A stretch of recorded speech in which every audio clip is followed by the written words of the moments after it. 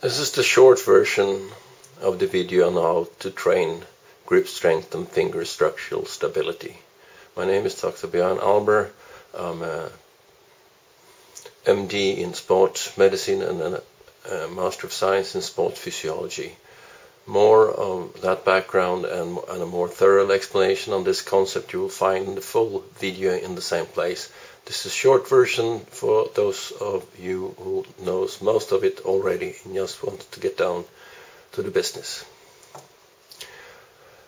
You will have to train all the muscles of the forearm to really get a good grip strength. That will be the finger flexors, the muscles on the inside of your forearm, the finger extensors, the muscles on the outside of your forearm, your thumb adductors, one of the few muscles on the hand itself, the muscles of the forearm that supinates the palm, that is, puts the palms up, and the pronators, which will put the palms down. All these together will get good grip strength in all aspects. You have to train them in several different ways. You have to train for maximal static gripping power, maximal dynamic gripping power, endurance gripping power, and also specifically for lactic acid tolerance to be able to keep your grip as you go anaerobic. Increased strength is really mostly about muscular growth through hypertrophy, which all of us can do. That is, make the muscle fibers in the muscle cells grow bigger. For the younger persons up to the end of the teenage, you can also accomplish hyperplasia. That is, there will be more muscle cells through division, and these in turn will get more and bigger fibers. You can also grow stronger by neuromuscular adaptation, that is by what we call recruiting, and you will get more endurance by working in the muscles, so the capillary growth and cellular adaptation will increase. These you will do by different types of exercises, and it's very important to differentiate between the two major ones, that is training for strength, durability, and hypertrophy, which also will build the structures engaged. You will grow muscle fibers, as I said, by hyperplasia or hypertrophy. You will need to have a duration on each exercise about 12 to up to 50 seconds, 8 to 12 repetitions over this period of time. More than 80% of one repetition maximal possible should be used, and this will increase stability and durability as well as increase endurance. On the other hand, you can also train recruitment. This is only for grown-ups. This type of training is dangerous for adolescents. It will make the nerves activate the muscle faster and fuller, and you can take more out of the muscle, but it's not a real strength gain. The duration is shorter, 2 to 4 seconds at a maximal load. It will not increase stability or durability or endurance. It will potentiate for injury. What kind of exercises can you use? You can use the Russian finger rolls, the hit strips, the high repetition, more than 10 on the campus, large strips, long, 15 all the way up to 45 seconds, Lopez hangs, the one-hand rolling grip, the grippers, the forearm supinators and pronator training device, the reverse forearm roll, the slag board, steep bouldering. On recruitment side, you could use the thunder roller, the campus board, and also more specifically the more dynamic versions like double dynos and switching, the fingerboard, the system wall, the lopus for shorter hangs, and even jumping to the lopus rungs.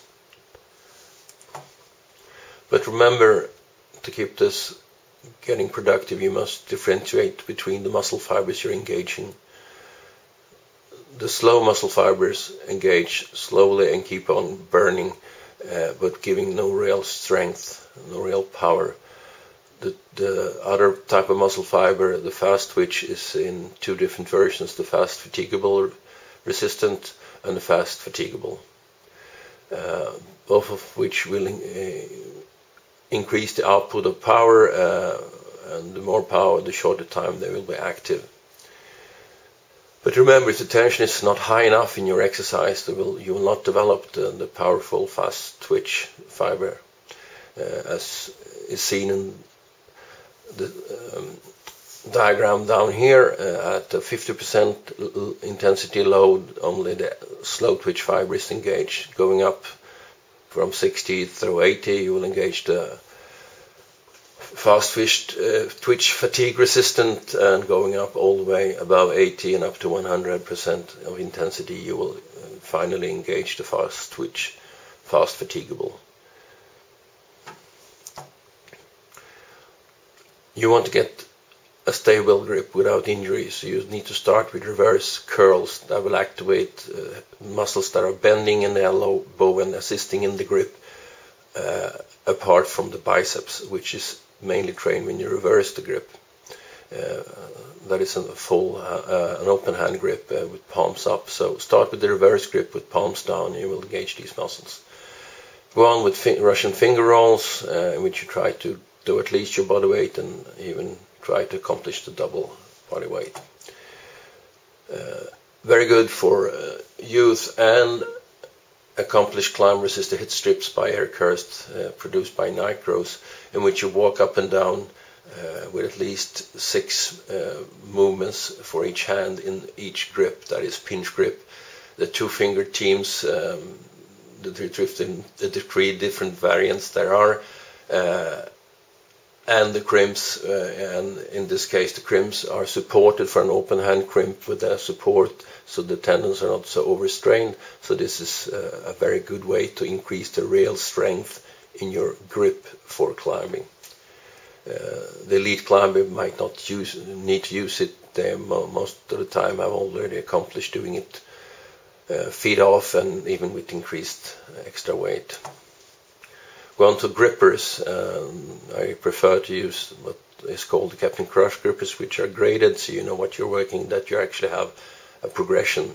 Start off with the easiest one and progress all the way up to the heaviest one. You can push at least to parallel at least 6 times, switch grips. Then on to pronation, supination exercise. A simple broomstick with a weight fixated on one end and a scale painted on the stick, so you can follow your improvements. Try to hold as far away from the weight as possible, rotate it in, out and in, using the pronators and the supinator muscles, slow and keeping concentration on the negative phase. As you progress, you go further and further out the broomstick. Then on to the reverse wrist roll, which you, by extending your hand, rolling it upwards with palms down, lifting a weight that is attached to string around the bar you're rolling. All the way up and all the way down, support the bar so you're not using the shoulders but concentrating on your forearm muscles. Then do the one-hand rolling grip. That is a pretty thin, pretty narrow grip which rolls, so it's unstable, and you try to roll it up and let it out slow. And I emphasize that you should also let the grip out as slow as possible to increase on the negative phase, which will increase the effect of your training. As much weight as possible for 6 to 12 repetitions. Then on to the pinch grip, in which we use a very slippery nylon puck, which we grip and lift, and this is more a recruitment exercise, so the time we lift it is about 2 seconds, and then change grips and do it all over again one more time. On to another recruiting exercise called the rounded rolling thunder, which is a wide grip rolling, and you're not really pinching it, you're lifting it with a open hand from the floor, keeping it up there for 2 seconds, as high weight as possible. The very best of the strongmen cannot lift their own body weight with a rolling thunder. Several climbers I know of and train can lift more than their body weight in this, which is supposed to be the benchmark exercise for grip strength. Of course, you need to do the campus board in all different variants. At the start, this is absolutely a no-no for the youth, not until their fingers have grown to the finish state and the plates and the growth plates are sealed. what they can do is maybe walk on the larger strips slowly up and down with very good control. But as you grow accomplished, you can start switching your hands, jumping from rung to rung, jumping up and down, double dinos, and even more. Do at least 4 or 5 different exercises on the campus board before going on to the next, which would be the Lopez hangboard, where you try to hang the smallest possible rung with as much weight as possible. First of all, you need to do all the rungs, and once you can accomplish the lowest rung without an extra weight, go up a couple of steps and put on more weight and try to hang again. You hang at least 3 sets of 10 to 15 seconds.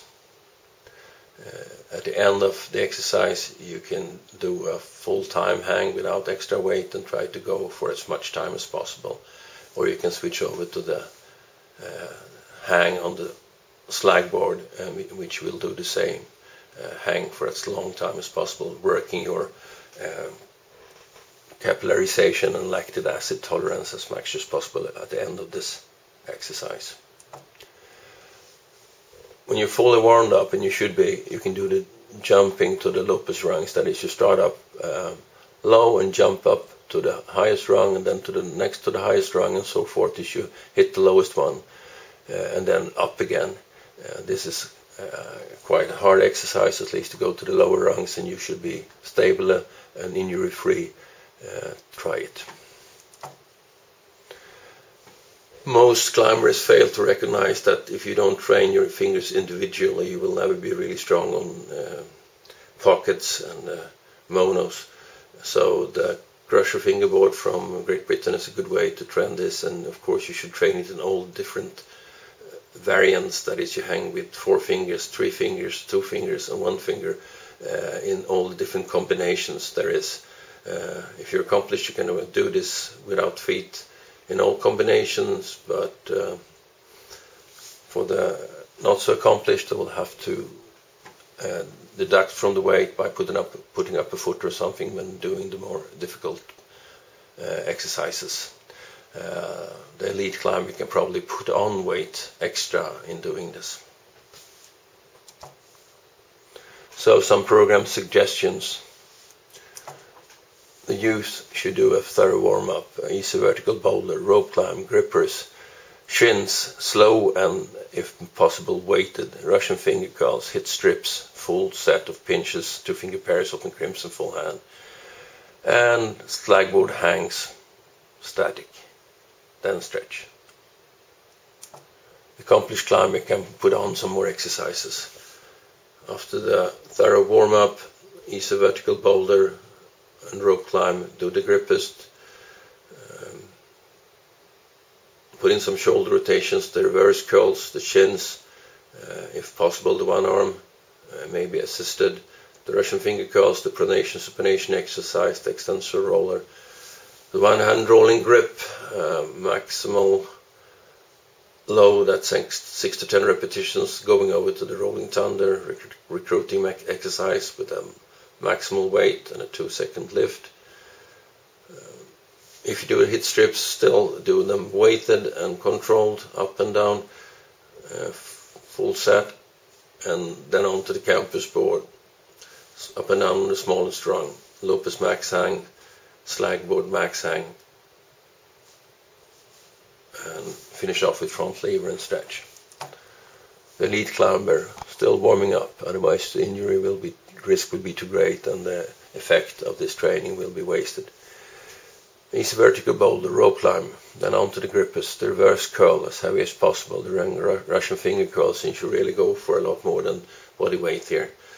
Pronation supination, slow, controlled, one hand rolling grip, 6 to 10 repetitions per hand, maximal load, onto the rolling thunder, wide grip, maximal load, 2-second lifts, and do the pinch grip at a maximal achievable load, 2-second lifts.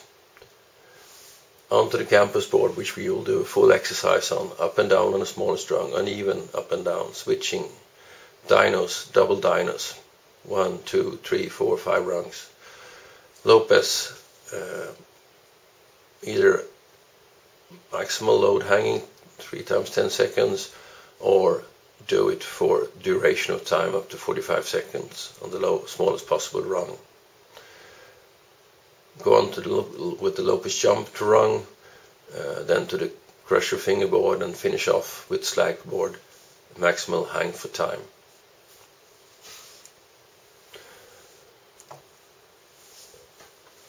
This is effective training. I know since one of the climbers I train has accomplished at 16, 17 years of age and a weight of 65 kilos, a slagboard hang time without training for slagboard specifically of 2.01 minutes, and a thunder roller lift at 70 kilos, a grip strength electronically calibrated on the contest at 96 kilos, which by far was the highest they had ever recorded, even for grown-ups, of considerably higher body weights. So do this continuously all over the season, because you always need your grip and you can always progress. Once a week, maybe at low season even more, 2 times per week, and at the competition season just a shorter version, maybe every 10 days. Good luck.